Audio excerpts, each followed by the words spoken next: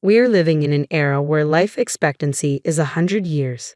I need to enjoy my second half. Hey, housekeeper, wash and iron this. My husband chuckled, tossing his shirt in my direction as he walked through the door. It was rare for him to come home early for dinner. I sighed, catching the shirt midair. But there's nothing good for me. What's all this? Did someone say something to you? It's nothing new for my husband to treat me like a housekeeper, but it still stings when he says it so bluntly.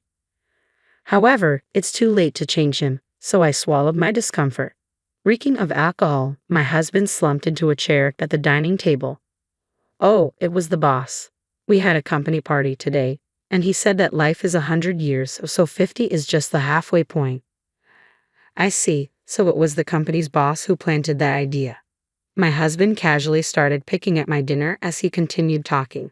Hey, housekeeper, I need more booze and some snacks. I had planned on having a simple meal since our daughter was working late and wouldn't be home. It seemed like my dinner would vanish in an instant. Could you please not eat that? I barely protested, but he ignored me.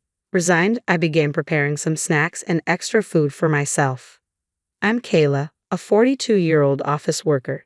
It's been more than 17 years since I married my husband. Nowadays, he doesn't even call me by my name. He just refers to me as the housekeeper. It feels like from the beginning he wanted a housekeeper, not a loving wife. I met my husband in a bar when he picked me up. At the time, I had recently undergone surgery for a uterine condition and could no longer have children. I had resigned myself to spending the rest of my life alone, focusing on my career. But then my husband approached me while I was out drinking with a friend. His light-hearted and lively personality charmed me, and he assured me it was okay that I couldn't have kids. I was moved, thinking he loved me, but I never imagined he only wanted a housekeeper and had no interest in having children. My husband, a frequent drinker, was out almost every night, so I had no idea he had a grown-up daughter. His daughter, Emily, was 9 years old when I first met him. In his younger years, he had been rambunctious, gotten a girl pregnant at 18, married her, and divorced within a year. The young couple viewed their daughter as a burden, and neither wanted custody. Emily was raised by my in-laws.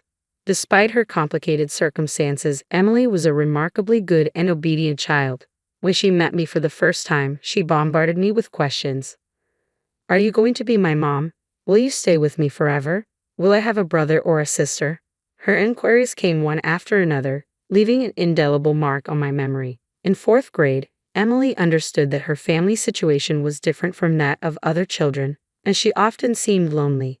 It was as though she believed that by my marrying her father, she could finally attain the normal, happy family life she longed for. I'm sorry, Emily. I love children, but due to my illness, I can't have babies. However, I promise to take good care of you, I assured her. I see. Yes, I understand. I'm happy you're my mom just for me. Emily smiled, her expression a mix of relief and pure adorableness. My in-laws had lavished attention on my husband during his upbringing, having had him late in life. However, their love for Emily seemed even greater as she was their only granddaughter. They held little regard for my husband, who treated their beloved granddaughter so poorly. At first, they worried I might follow in the footsteps of my husband's ex-wife and bring harm to Emily. Their feelings toward me were complex, but as elderly caregivers, they needed someone to look after Emily, and in that need, our interests aligned. I grappled with infertility, and in Emily, I saw the opportunity to fulfill my once-abandoned dream of motherhood. It didn't take long for Emily, hungry for affection, and myself, longing for a child, to form a bond akin to that of a real mother and daughter. Over time, my in-laws, initially wary, likely recognized my genuine affection for Emily. Through mutual understanding, a trusting relationship gradually blossomed. Though we were married, my husband quickly lost interest in family life. Once he used to spend his time drinking with friends, but as he aged and found it harder to charm women, he turned to frequenting hostess bars. Recently, there's this young, beautiful hostess who's taken a liking to me, he'd boast excitedly.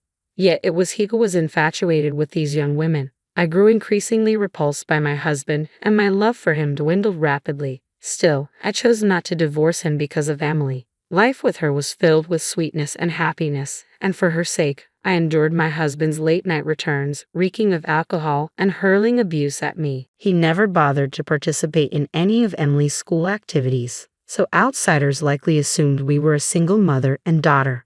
As I eagerly anticipated Emily's growth, time passed. Just the other day, Emily approached me and said, "Mom, there's someone I want you to meet."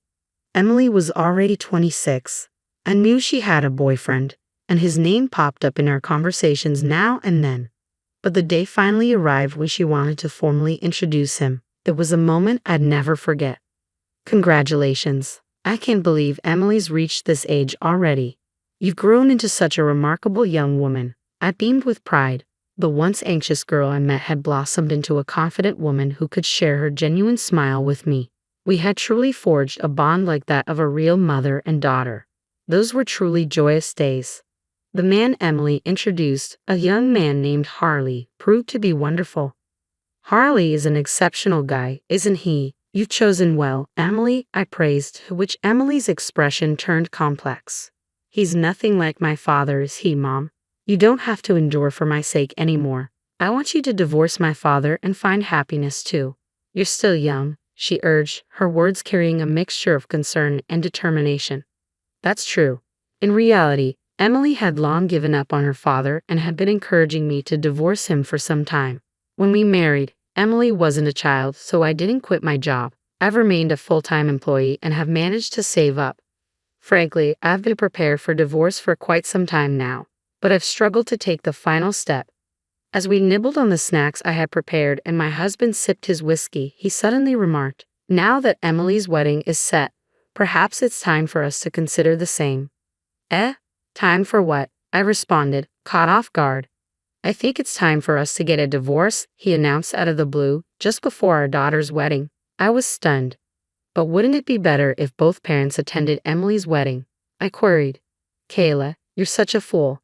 You and Emily aren't related by blood. There's no need for you to attend the wedding," my husband scoffed. "I don't understand.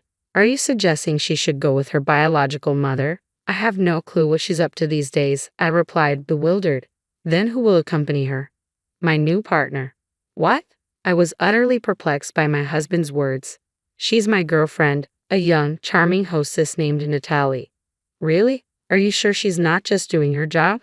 "That's what they do with regular customers," I retorted, skepticism lacing my words. "But Natalie is genuinely interested in me. She always says, 'If only you weren't married.'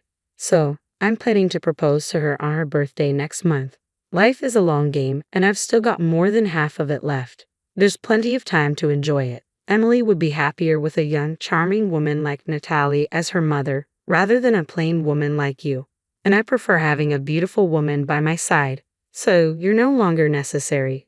It's time for a divorce. You've done your duties as a housekeeper well, even though you're not even related to our daughter," he declared callously. This man was an utter fool. The shock of his casual divorce announcement paled in comparison to the disgust I felt at his stupidity. Don't be foolish enough to fall for a hostess's sales pitch. And a wedding isn't about flaunting a beautiful woman. What's the significance if the mother who raised the bride isn't present?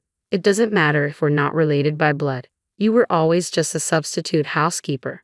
Don't bother requesting alimony or property division, he spat out coldly. "I don't have any money. I'm aware you've been treating me like a mere housekeeper. I've run out of patience with you. Let's get a divorce. It's time to sever ties with this sorry excuse for a man. I need to begin a new chapter in my life. There's no room for feeling troubled," I declared firmly, finally comprehending my husband's idiocy and feeling appalled by it simultaneously. "Very well, it's settled. I'm not heartless. You can remain here until Natalie moves in, on the condition that you continue to handle the household chores," he conceded. "Fine," I replied tersely. And just like that, our divorce was decided. The following day, I made my way to City Hall to obtain the divorce papers. In the evening, as my husband and I sat down to fill out the paperwork, our daughter returned home from work. When we broke the news of the divorce to her, she appeared perplexed. Her expression seemed torn between feeling relieved for me and pretending to be saddened. "What about my wedding? It would be awkward if both of you were there." "It's okay if only Mom attends, right?" Emily casually remarked, her words stinging, though my husband, oblivious to the hurt, assumed his presence was expected. "Don't fret, Emily. I'll bring the young and charming wife with me," he responded, oblivious to the hurt he caused. Emily discovered her dad's absurd declaration. "What? Another wife besides Mom? Dad, have you been unfaithful? I didn't realize, but I guess I assumed no woman would be interested in you. Emily confronted her father sharply. It's not infidelity. Natalie is my main partner. Your mom was always just a maid. I never married her out of love, he retorted callously. That's terrible. I've said it before, but aren't you ashamed to reduce Mom to just a maid? Emily rebuked him. Enough. Why do you keep calling her Mom? She and I are divorced. She's a stranger to you now, he snapped back. What? My daughter was momentarily stunned. Her face flushed bright red as she exclaimed in a fluster, Wait, Dad, don't you remember? What are you talking about? What am I supposed to remember? Mom legally adopted me when you two got married. I was thrilled about it, and I remember it vividly. She's not a stranger to me, Emily explained urgently. My husband seemed puzzled by our daughter's revelation. Adoption? What does that mean? I can't believe it. You've completely forgotten. When you and I got married, I legally adopted Emily as my own daughter. Even without a biological connection, the law recognizes an adopted child as yours, I clarified, dismayed by his ignorance. Even after my explanation, my husband remained clueless. So, that's something that automatically ends when we divorce, right? No, it doesn't. The adoption is a separate legal matter from the divorce. It doesn't terminate unless it's legally revoked, and I have no intention of severing my parental ties with Emily, I clarified firmly. That's correct. I have no plans to sever my relationship with Mom either, Emily affirmed. What? You two must be joking. Nullify that troublesome thing, my husband demanded, clearly frustrated. No matter how much you fuss, it's determined by law. I was considering taking Emily in and raising her if it came to that, I stated firmly to my husband. Emily, aware that even if I divorced him, there was still a way for her to remain with me, encouraged me to pursue divorce for my own happiness. The following day, I submitted the divorce papers, and the divorce was finalized. Yet I still found myself residing in the house that held over 17 years of memories. There was much to sort out. Upon contacting both my parents and my husband's parents, they all supported my decision for divorce. However, my husband's parents emphasized the importance of securing alimony and dividing the property.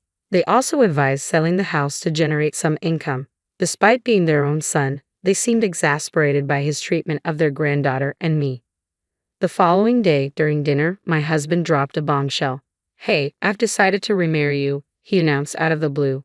Emily and I exchanged wide-eyed glances.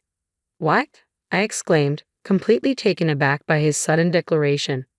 There was no sign of that young and charming Natalie at the bar today, my husband explained curtly. Emily and I exchanged puzzled looks, awaiting further clarification. Turns out, she quit her job and disappeared. My husband continued to repeat variations of the same explanation, but Emily and I began to piece together the situation. It seemed that my husband's belief that he was adored by a young woman was nothing more than a figment of his ego. Emily was the first to burst into laughter, and soon, I couldn't help but join in. Dad, Emily was laughing so hard that tears streamed down her face. Well, is that so? I couldn't help but smile, at a loss for words. Though I had no idea who Natalie was, seeing my husband looking downcast was strangely satisfying. It's no surprise a young girl isn't seriously into a middle-aged guy like you. She probably never even considered you in the first place, Emily chortled, her laughter infectious. Emily's laughter seemed to enrage my husband. Emily, how dare you speak to your father like that? Natalie was going to become your mother. I already have a mother, and I don't need a father, Emily retorted, her laughter fading into a smirk. My daughter didn't back down either, and I struggled to stifle my laughter. What a disgraceful child. Kayla, it's your fault for raising her like this. My husband lashed out, aiming his misplaced anger at me. Mom's not to blame, Emily shot back, swiftly coming to my defense. I couldn't help but smirk at her boldness. Why would I listen to someone who never played a role in raising our child? And when things go wrong, you blame me. You've always treated me like your housekeeper. There's no way I'm remarrying someone like you. I made my stance clear to my oblivious husband, but he remained adamant. But you never said anything until I brought up divorce, did you? You never had any complaints. No, all I have for you were complaints. But for Emily's sake, and because it seemed too troublesome, I didn't pursue divorce, I admitted. Initially, it was because Emily longed for a family with both parents. But after Emily gave up on having a father in her life, I somehow became accustomed to your emotional abuse. Finally, I realized I had to end this toxic relationship. Well then, why don't we remarry for Emily's sake? If you're not around, who's going to take care of me? My husband suggested, attempting to sway me. Dad, I can't believe you. Who would want to marry someone who says that? Emily interjected, her disbelief evident. Ignoring Emily's protests, my husband persisted. Think about it, Kayla. Emily's building a new family. There's no point in us remarrying if Emily is not there, I countered firmly. Aren't you worried about being alone in your old age? If we're married, you'll at least inherit some of my wealth, he argued. I couldn't help but snort at his statement. Wealth? You don't have any savings, do you? I knew all too well that my husband, who spends most of his income recklessly, had no savings to speak of. Even if I don't, my parents do, don't they? They even have their own house, he retorted defensively. As expected, my husband was banking on inheriting from his parents, but he was being overly optimistic. The thing is, your parents are considering leaving their wealth to their granddaughter Emily, not you. They've even been consulting with a tax attorney about it, so I doubt much of the inheritance will come your way. Actually, I was the one who connected them with that tax attorney. I understand my in-laws' intentions quite well. What? My husband's expression suddenly fell. Kayla, you used to love me, didn't you? You won't leave me, will you? I couldn't help but chuckle at my husband's feeble plea. This man truly had a knack for foolishness. Why shouldn't I leave the man who cast me aside, deeming me unnecessary? I don't harbor love for someone who reduces me to a mere housekeeper. Oh, and by the way, your mother advised me to ensure you face the consequences. I'll be hiring a lawyer to pursue alimony and damages. I possess ample evidence of your emotional abuse, so I'm confident I'll prevail. You can settle the debt with the proceeds from selling the house. My husband fell into silence at my words. Dad, if you insist on demeaning Mom as a housekeeper, then you should provide her with proper compensation, divide your assets, and then remove yourself from our lives, Emily added sternly. At Emily's cutting words, my husband seemed momentarily poised to respond, but ultimately hung his head in silence. It was a fitting outcome for a man who had lived selfishly and was now rejected not only by me but also by his own parents and daughter. Listen, you're embarking on the next chapter of your life, aren't you? Let's truly bid farewell this time. Following through with our plans, I sold our former home, divided the proceeds, received a substantial sum for alimony, and began living independently near my daughter's residence. Although Emily had kindly invited me to live with her, I declined, not wanting to intrude on her newlywed bliss and preferring to relish my own peace and solitude. Thanks to his father's connections, my husband found himself living and working on a construction site somewhere. As for his current whereabouts, I have no clue. The catalyst for our divorce, my daughter's wedding, saw me and my in-laws in attendance, but notably absent was my husband. When I received a heartfelt letter from the bride expressing gratitude, saying, "Thank you for raising me like a real mom," tears of joy streamed down my face. I felt a sense of relief knowing I had successfully seen my daughter off into married life. Finally, genuine happiness was within reach, and each day held the promise of true enjoyment.